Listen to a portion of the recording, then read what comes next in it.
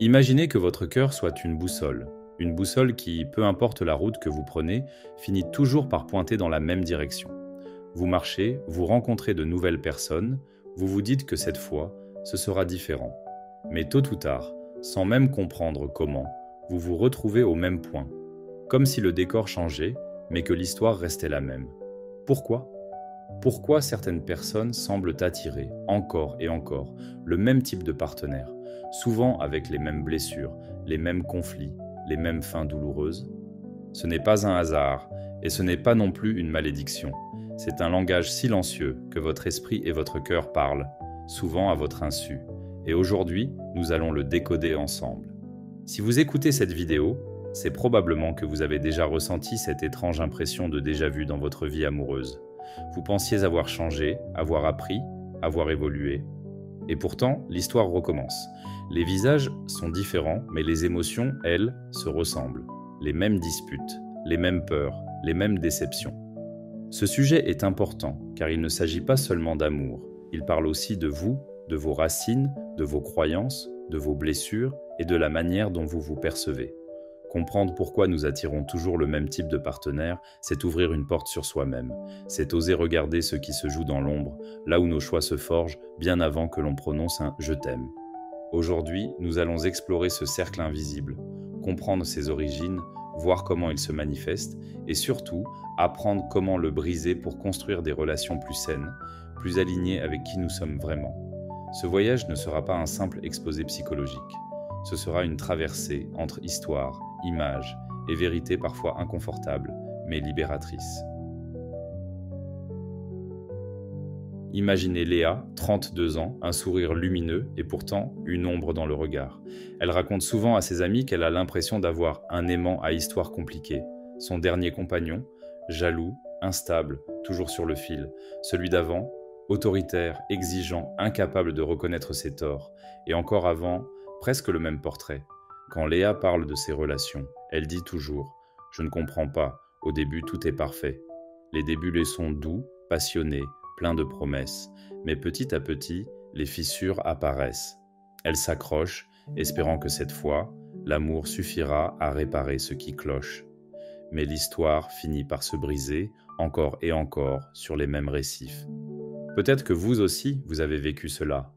Cette sensation de tourner en rond, de refaire le même chemin amoureux, comme si votre cœur avait appris une seule partition et la rejouait sans cesse. Ce cercle invisible, c'est un schéma relationnel, un mécanisme inconscient qui nous pousse vers des personnalités qui réveillent quelque chose en nous. Ce n'est pas un choix conscient et c'est pour cela qu'il est si difficile à briser. C'est comme si notre radar intérieur repérait dans une foule exactement la personne qui correspond à nos blessures. Et ce radar, il ne se base pas sur la raison, mais sur un mélange d'émotions, de sensations familières et de croyances ancrées depuis longtemps. Le problème, c'est que ce familier n'est pas toujours sain. Ce qui nous attire le plus, parfois, ce n'est pas ce qui nous fait du bien, mais ce qui nous semble connu. Et le connu peut être dangereux s'il est né dans la douleur. Comprendre ce cercle invisible, c'est commencer à voir les fils qui le tissent. Dans les prochains chapitres, nous irons voir où ces fils prennent racine et pourquoi il est si difficile de s'en libérer. Imaginez un jardin. Dans ce jardin, il y a un arbre. Cet arbre, c'est vous. Ces branches, ce sont vos choix, vos relations, vos élans amoureux. Mais ces racines plongent profondément dans la terre de votre enfance. Et cette terre, qu'elle ait été fertile ou aride, influence tout ce que l'arbre deviendra. Dès nos premiers jours, nous apprenons ce qu'aimer veut dire. Pas à travers des leçons écrites ou des discours, mais à travers les gestes, les silences, les regards de ceux qui prennent soin de nous. L'amour, nous le découvrons dans les bras d'un parent, dans sa manière de répondre à nos pleurs ou de ne pas y répondre, dans son sourire rassurant ou dans ses éclats de colère imprévisibles. C'est ici que naît ce que les psychologues appellent le style d'attachement. Il peut être sécurisant, anxieux, évitant ou désorganisé.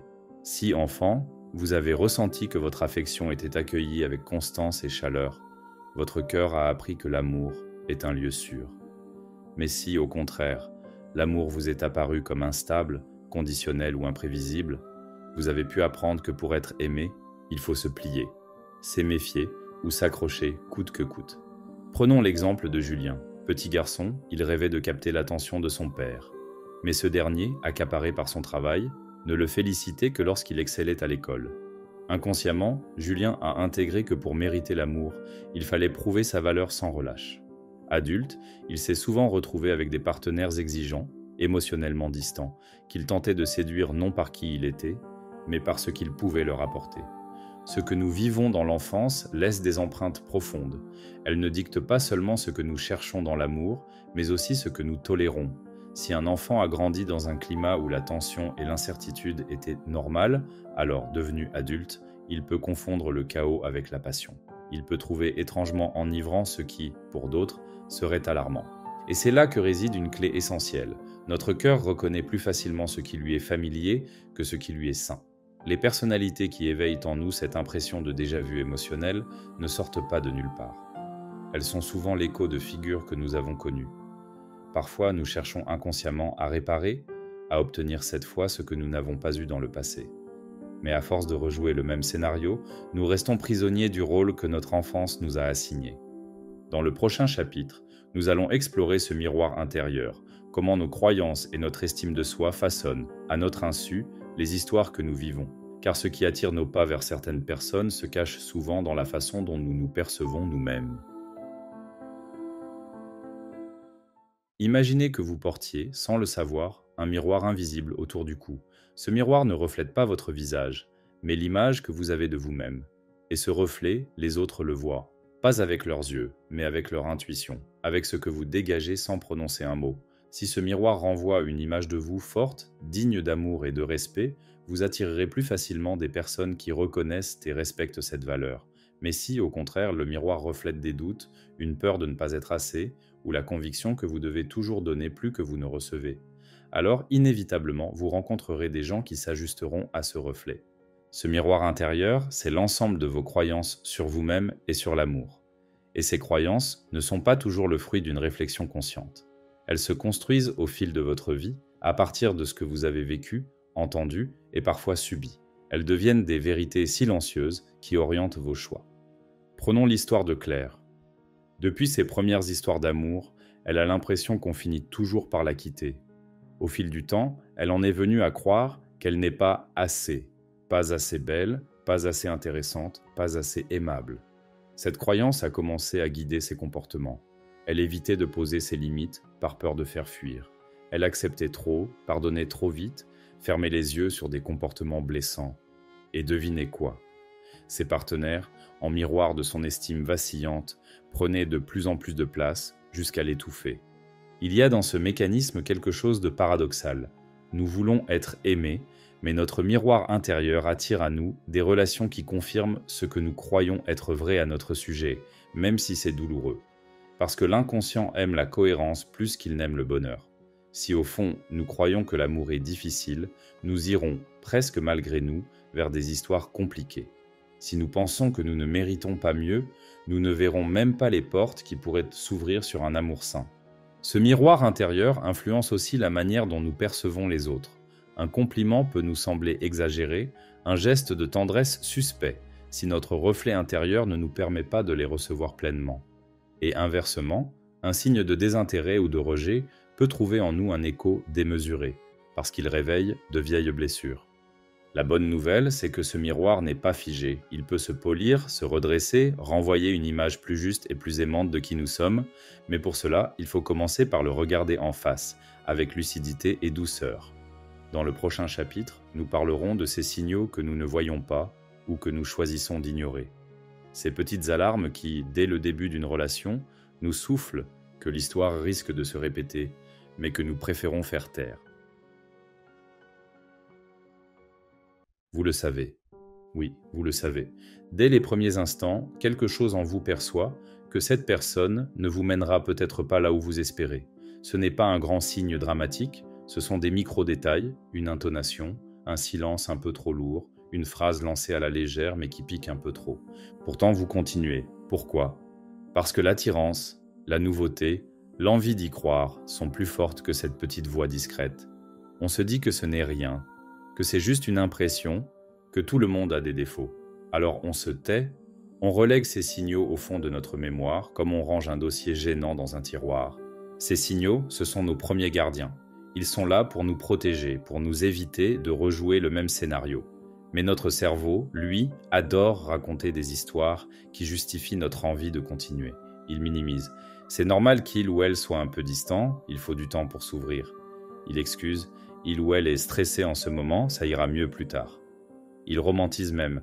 Cette intensité, cette tension, c'est sûrement le signe d'une passion forte. Le problème, c'est que plus nous avançons, plus ces signaux se transforment en faits. Ce qui était une petite incohérence devient un mensonge. Ce qui était une légère moquerie devient un manque de respect. Ce qui était un oubli devient une habitude. Et quand nous réalisons que ces comportements sont exactement ceux que nous avons déjà vécus par le passé, il est souvent trop tard. Nous sommes déjà attachés, investis et émotionnellement liés. Car reconnaître ces signaux demande une chose que nous n'aimons pas faire, ralentir. Prendre le temps d'observer, d'écouter, non pas ce que nous espérons, mais ce qui est réellement là. Cela demande aussi de se faire confiance, de donner du crédit à notre ressenti, même s'il ne s'appuie pas sur des preuves tangibles. C'est une compétence que beaucoup d'entre nous perdent, surtout si notre passé nous a habitués à tolérer l'intolérable. On finit par normaliser ce qui, pour d'autres, serait un drapeau rouge évident. Et parfois, il faut du recul, ou un ami qui nous secoue, pour admettre « j'ai vu les signes, mais je ne voulais pas les voir ».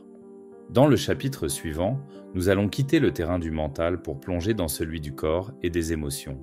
Car il y a un autre facteur puissant qui nous pousse vers les mêmes histoires, la chimie interne, les hormones, les réactions physiologiques, cette sensation familière qui, parfois, nous trompe plus que notre propre esprit. Votre cœur bat plus vite, vos mains sont légèrement moites. Votre respiration se fait plus courte, presque imperceptiblement, et il y a cette chaleur diffuse, ce frisson électrique qui parcourt votre corps quand cette personne vous regarde. On aime croire que l'amour, c'est avant tout une histoire d'âme, mais en réalité, c'est aussi, et souvent d'abord, une histoire de chimie. Votre cerveau, lui, ne se pose pas de questions existentielles. Il réagit à des signaux biologiques. Il libère de la dopamine quand vous recevez un message, de l'adrénaline quand il y a de l'incertitude, de l'ocytocine après un moment d'intimité. Et ces substances, elles, ne savent pas faire la différence entre ce qui est sain et ce qui ne l'est pas. C'est ce qui explique pourquoi nous pouvons ressentir une attraction presque irrésistible pour quelqu'un qui, rationnellement, ne nous convient pas. Parce que notre corps associe certains schémas relationnels à une excitation familière. Même si cette excitation est née, dans le passé, de relations instables ou toxiques. Imaginez, si dans votre histoire, l'amour a toujours été mêlé à la peur de perdre l'autre, votre système nerveux a pu apprendre que le manque, l'angoisse, les montagnes russes émotionnelles font partie du package amoureux. Ainsi, lorsque vous rencontrez une personne qui vous fait vivre ces mêmes variations d'intensité, votre corps réagit comme s'il retrouvait la vraie passion.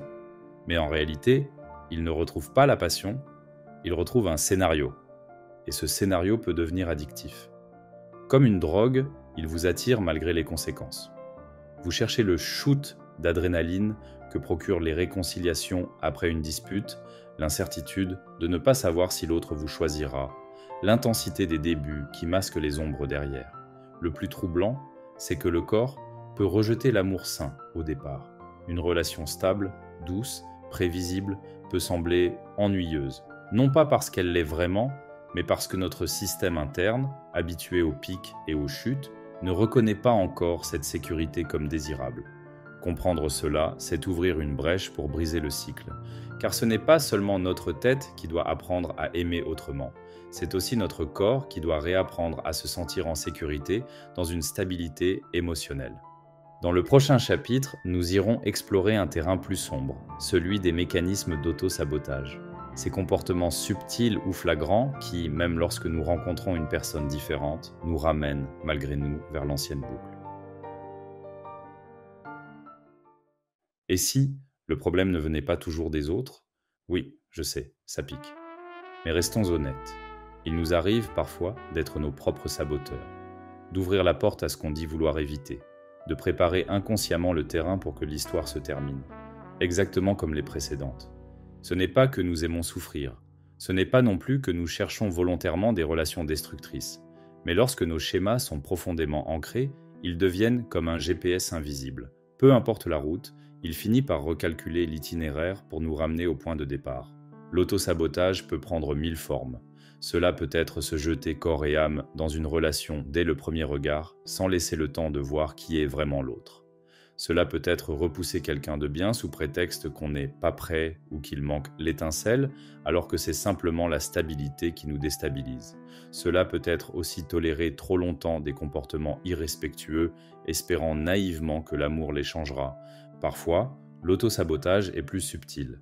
C'est choisir inconsciemment des personnes indisponibles, émotionnellement, géographiquement ou même déjà engagées ailleurs, parce que, ainsi, nous n'avons pas à nous confronter pleinement à l'intimité réelle.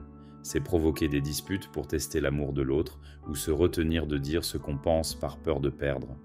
Et à chaque fois que nous agissons ainsi, nous renforçons la boucle.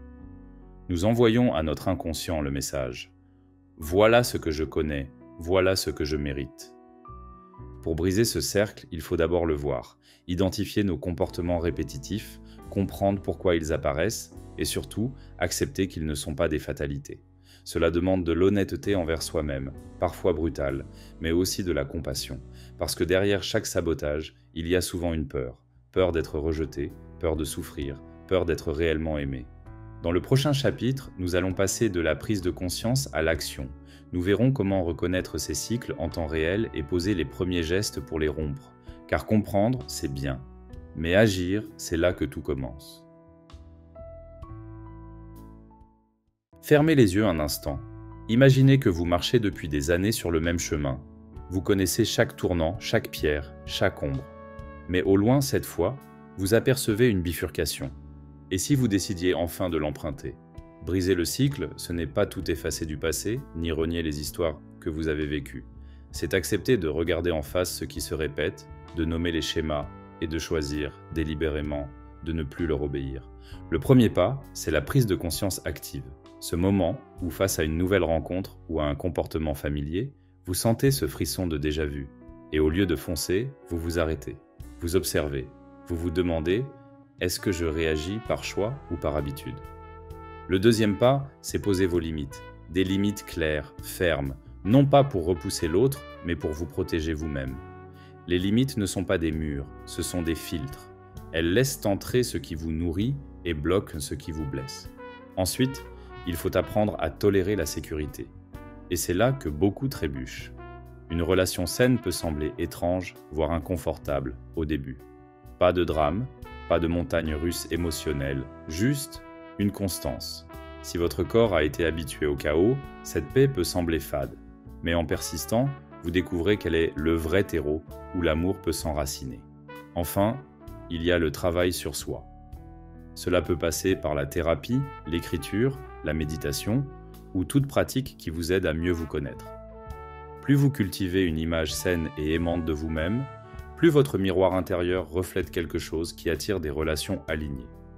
Briser le cycle n'est pas un acte unique, c'est un choix répété, un engagement quotidien à ne plus marcher les yeux fermés sur l'ancien chemin. Et chaque fois que vous choisissez différemment, vous redessinez votre carte intérieure.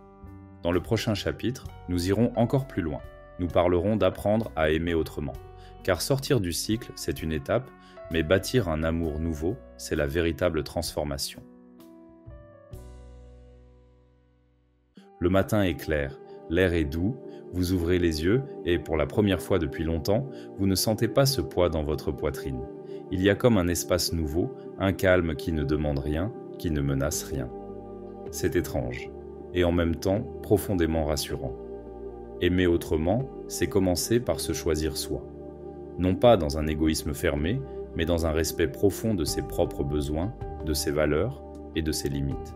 C'est comprendre que l'amour n'est pas censé vous consumer mais vous nourrir. Cela signifie aussi réapprendre la lenteur, ne plus confondre intensité et profondeur, prendre le temps de connaître l'autre, non pas seulement dans la lumière des beaux jours, mais aussi dans l'ombre des moments difficiles. Observer comment il ou elle réagit face à la frustration, à la déception, au conflit. Car l'amour sain se révèle souvent dans ces interstices. Aimer autrement, c'est accepter de renoncer au jeu de pouvoir. Ne plus chercher à tester l'autre, à provoquer des réactions, à mesurer l'amour à la hauteur des sacrifices ou des drames, c'est remplacer le « je te garde par peur de te perdre » par « je t'accueille parce que je te choisis librement chaque jour ». Et surtout, aimer autrement, c'est oser recevoir. recevoir l'attention, la tendresse, le respect, sans penser que vous devez les mériter à chaque instant. Ne plus être dans cette vigilance constante, mais se détendre dans la confiance. Il y aura des moments d'incertitude, bien sûr. Les vieux réflexes reviendront frapper à la porte. Mais chaque fois que vous les reconnaîtrez et que vous choisirez de ne pas leur ouvrir, vous renforcerez cette nouvelle façon d'aimer. Ce chemin demande du courage, de la patience et parfois de l'aide. Mais il offre en retour quelque chose de rare, la paix. Et cette paix devient le socle sur lequel peut fleurir un amour solide, respectueux et joyeux. Dans la conclusion, nous reviendrons sur ce que nous avons exploré ensemble aujourd'hui, et je vous laisserai avec une invitation à choisir dès maintenant d'écrire une nouvelle histoire. Nous avons voyagé ensemble à travers les paysages, parfois familiers, parfois inconfortables, de vos histoires passées. Nous avons vu comment un cercle invisible peut vous ramener encore et encore vers les mêmes types de partenaires. Nous avons exploré les racines dans l'enfance, ce terrain où se sont formés vos premiers modèles d'amour. Nous avons découvert le miroir intérieur, ce reflet silencieux de vos croyances sur vous-même. Nous avons mis en lumière les signaux que vous percevez, mais que vous choisissez parfois d'ignorer, et nous avons plongé dans le rôle du corps et des émotions, cette chimie qui peut nous piéger dans de faux élans. Nous avons osé regarder les mécanismes d'autosabotage, puis nous avons tracé des pistes concrètes pour briser le cycle et apprendre à aimer autrement. Si vous retenez une seule chose, que ce soit celle-ci, vous n'êtes pas condamné à revivre les mêmes histoires. Les schémas ne sont pas une fatalité, ils sont des habitudes de l'âme et du corps. Et comme toute habitude, ils peuvent être remplacés par d'autres, plus saines, plus alignées avec qui vous êtes vraiment aujourd'hui. Changer demande du courage, cela demande de la patience, cela demande parfois de traverser des zones de vide là où l'ancien n'est plus et où le nouveau n'est pas encore arrivé. Mais dans cet espace, il y a une liberté immense, celle de vous réinventer. Alors posez-vous cette question, quelle est l'histoire que vous voulez vivre à partir de maintenant ? Qui voulez-vous devenir dans l'amour ? Et surtout, êtes-vous prêt à choisir différemment, même si c'est inconfortable au début ? Vous avez le droit à un amour qui ne vous brise pas. Un amour qui vous accueille tel que vous êtes, sans condition. Et cet amour commence par vous.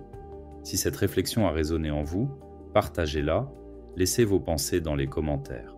Peut-être qu'elles aideront quelqu'un d'autre à voir plus clair. Et si vous voulez continuer ce chemin avec moi, abonnez-vous, car d'autres voyages nous attendent. L'histoire n'est pas finie, elle ne fait que commencer.